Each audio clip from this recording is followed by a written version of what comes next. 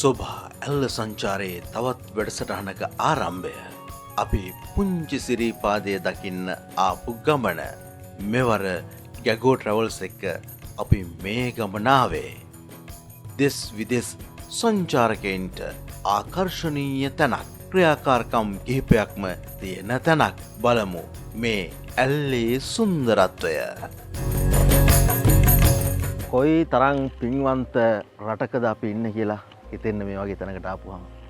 ඇල්ල රොක් බොහොම අපූර්වට පේනකොට පහතින් ඇල්ල වැල්ලවාය ප්‍රධාන මාර්ගය අපිට පේනවා. ඊට එහා පැත්තෙන් රාවණා දිය ඇල්ලේ ඉහළ කොටස දැක බලා ගන්න පුළුවන්. මේ පැත්තට වෙනකොට ලිප්ටන් ස්ට්‍රීට් පැත්ත දැන් නම් ටිකක් මීදුමෙන් වැහිලා තියෙන. ඒක නිසා පේන්නේ නැහැ. මේ පැත්ත ගාල්ල මාතර කතරගම ප්‍රදේශයට යනකම් ඈතට දිස් වෙනවා. මේ වගේ අපූරු view එකක්, දර්ශනයක් දැක බලා ගන්න පුළුවන් බොහොම අපූර්ව තැනකට ඇවිල්ලා ඉන්නේ. ඒ විතරක් නෙමෙයි මම මෙතෙන්ට ආවට පස්සේ ගත්ත හුස්ම ටිකේ දැනෙනවා හරි අමුතු වෙනසක්. කොයිතරම් පිරිසුදු ඔක්සිජන් ටිකක්ද අපිට ආශ්වාස කරන්න තියෙන්නේ කියන කාරණාව මනාව දැනෙන තැනකට මේ ඇවිල්ලා ඉන්නේ. ඉතින් ඔබත් එන්න මේ පුංචි සිරිපාදේ වන්දනා කරගන්න ආපු වෙලාවට වටපිටාවේ තියෙන සුන්දරත්වයත් එක්ක පරිසරයත් එක්ක අපි ඒකාත්මික වෙනවා බොහොම අපූර්වට.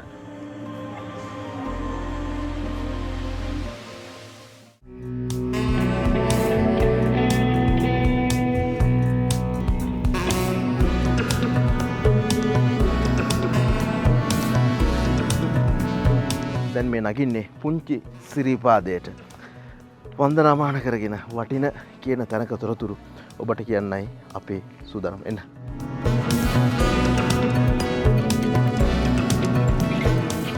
සංචාරක ශේෂ්ත්‍රයට සම්බන්ධ නම් ඔබටත් පුළුවන් අපට කතා කරන්න.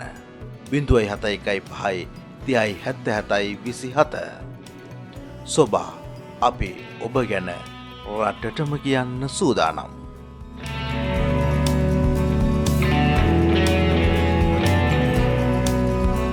ඔබ දැකලා ඇති සාමාන්‍යයෙන් සමාජ මාධ්‍යවල එහෙම ටිකක් වෙනස් ආකාරයේ ඡායාරූප අරගෙන අපේ තරුණ තරුණයන් ඉදිරිපත් කරලා තියෙනවා Tamanගේ වෝල් වල, විශේෂයෙන්ම Facebook වල එහෙම.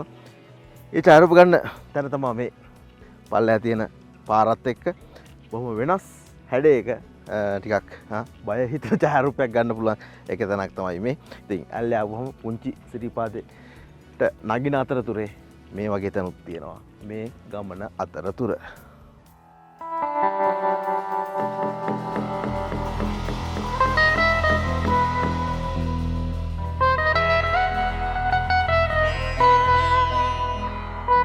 පුංචි සිරිපාදේ කියලා කියන්නේ බොහොම ඈත ඉතිහාසයක් තියෙන තැන. මේ පිළිබඳව විවිධ මතිමතාන්තර කතාන්තර හුඟක් තියෙනවා. වර්තමාන වෙනකොට මේ කතා බහත් වෙනස් වෙලා තිබෙනවා කියලා තමයි අපිට දැනගන්න තියෙන්නේ. විශේෂයෙන්ම මේ ප්‍රදේශ ජීවත් වෙලා තිබෙනවා බොහොම වයෝවෘද්ධ හොඳට සල්ලි තිබෙන, මුදල් හදලා තිබෙන කාන්තාවක්. ඇගේ අවසන් කැමැත්ත බවට පත් වෙලා තිබෙන්නේ සිරිපාදය වන්දනා කර ගැනීම. Tamanගේ දරුවන්ට ඒ පිළිබඳව ඉල්ලීම් කළත් කිසිම දරුවෙක් කැමති වෙලා නැහැ මේ ඊටමත් වයස්ගත අම්මව සිරිපාදේ වන්දවන්නේ කොහොමද කියන කාරණාවත් එක්ක. ඒක දුෂ්කර ගමනක් නිසාම. මේ වසර ගණනාවකට එහා යති ඓතිහාසික කතාවක්. ඒක නිසාම මේ අම්මගේ අවසන් කැමැත්ත කොහොම හරි ඉටු කරගන්න ඒ අම්මා උත්සාහ කරනවා. අවසානයේදී එක දරුවෙක් යම් ක්‍රියාවලියක් සිදු කරනවා. ඒ තමයි මේ තියෙන කන්ද මුදුනේ සිරිපතුලක් නිර්මාණය කරනවා. ඒත් එක්කම සමන් දේවාලයකුත් ඊට එහා පැත්තෙන් ඉදි කළා කියලා තමයි සඳහන් වෙන්නේ. පසුව ටිකක් දුර බැහැර ප්‍රදේශයක විදියට පදුල්ල පැත්තෙන් කැඳවාගෙන ගිහිල්ලා මේ ස්ථානට ඇවිල්ලා ඒ අම්මවට සිරිපතුල වන්දනා කරගන්න ඉඩ කඩක් ලබා දීලා තියෙනවා. ඔන්න ඔය කතාවත් එක්ක හැදුණු තැනක් විදියට තමයි මෙතන සැලකෙන්නේ. දැන් මේ වර්තමානයේ තියෙන කොඩි කණුව තියෙන ස්ථානය තමයි ඒ විදිහට සිරිපතුල නිර්මාණය කරලා තිබුණා කියලා අපිට කියව ගන්න ලැබෙන්නේ.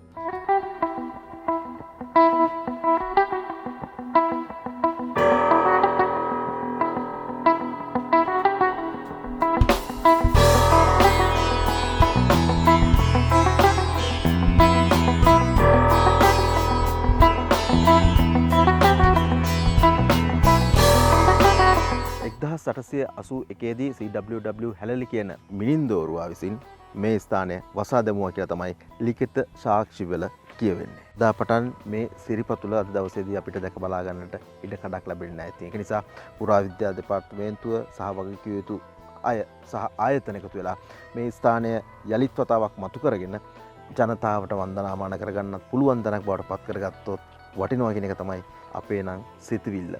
එහෙම නැත්නම් තව ටික කාලයක් ගියාට පස්සේ මේ නිකම්ම කන්දක් බවට පත් වෙලා සමහර විට බහුජාතික සමාගමක් හෝ යම් පුද්ගලයෙක් හෝ මෙතන හෝටලයක් ඉදි කරලා මේ සියල්ලම අකා මකා දමන්න තියෙන ඉඩකඩ හරිම වැඩි.